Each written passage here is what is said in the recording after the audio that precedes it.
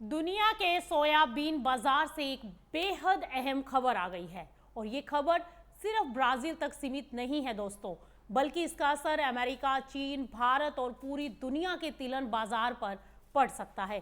करीब 25 साल तक लगातार बढ़ते रहने के बाद अब ब्राजील के सोयाबीन क्षेत्र विस्तार की रफ्तार थमने जा रही है। जी हां, दुनिया का सबसे बड़ा सोयाबीन उत्पादक और निर्यातक देश अब एक ऐसे मोड़ पर जा खड़ा हुआ है जहां उत्पादन बढ़ाने का फॉर्मूला बदलने वाला है। राबो बैंक की ताजा रिपोर्ट के मुताबिक 2026-27 का सीजन ब्राजील के सोयाबीन सेक्टर के लिए एक टर्निंग पॉइंट साबित हो सकता है। अब तक जहां उत्पादन बढ़ाने के लिए लगातार नए सेक्टर्स को खेती में शामिल किया जा रहा था, वहीं भविष्य में बढ़ोतरी का आधार नई जमीन नहीं बल्कि ज्यादा पैदावार और नई टेक्निक होगा। सवाल है कि आखिर ऐसा क्या हो रहा है। पहले चलिए आंकड़ों पर नजर डालते हैं। 2025-26 सीजन में ब्राजील का सोयाबीन क्षेत्र लगभग 4 करोड़ 90 लाख हेक्टेयर तक पहुंच गया। वहीं उत्पादन में नया रिकॉर्ड बनाते हुए 182 मिलियन टन का आंकड़ा छू लिया। अगर पिछले 25 सालों का इतिहास देखें तो ब्राजील में सोयाबीन क्षेत्र हर साल एवरेज 4% की दर से बढ़ा है। यही वजह है कि विदेशी सोयाबीन उत्पादन में ब्राजील की हिस्सेदारी 2010 में जहां करीब 28% थी, 2026 आते आते वो बढ़कर 42% पहुंच गई। यानी आज दुनिया में पैदा होने वाले हर 100 टन सोयाबीन में से लगभग 42 टन सोयाबीन ब्राजील से आ रहा है। लेकिन अब तस्वीर बदल रही है। राबो बैंक का ये कहना है कि तेजी से नए सेक्टर जोड़ने का दौर लगभग खत्म होने की ओर है।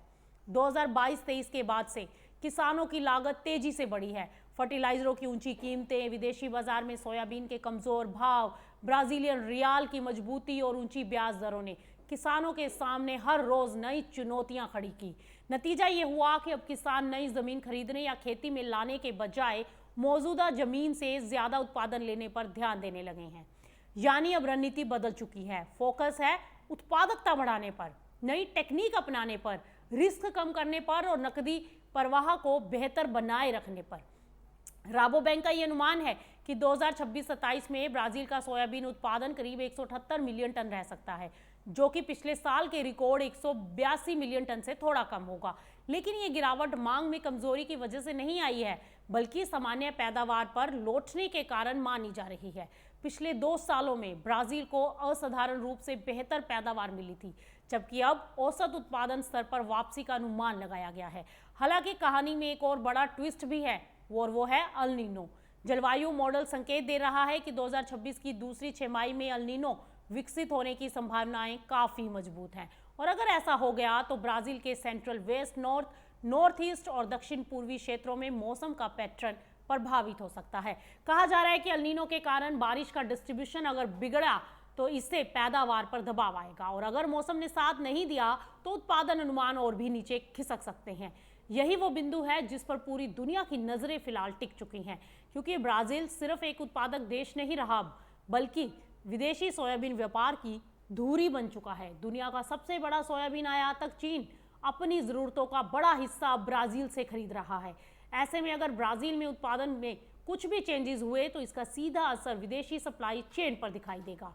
कम उत्पादन का मतलब हो सकता है विदेशी सप्लाई में कमी आना, सोयाबीन कीमतों में मजबूती आना, सोया तेल और सोया मील बाजार में तेजी आना और पशु चारा उद्योग की लागत में बढ़ोतरी आना।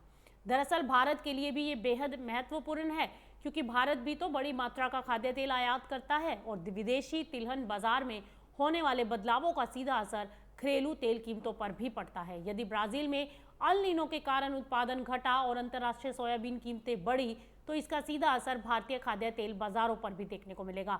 लेकिन दूसरी तरफ राबो बैंक का मानना है कि ब्राजील की लंबी अवधि की विकास कहानी अभी खत्म नहीं हुई।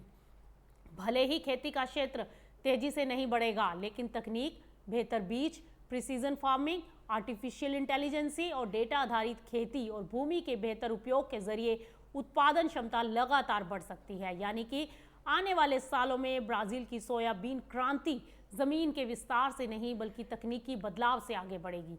अब सबसे बड़ा सवाल कि क्या अल नीनो ब्राजील की रिकॉर्ड उत्पादन यात्रा पर ब्रेक लगाएगा?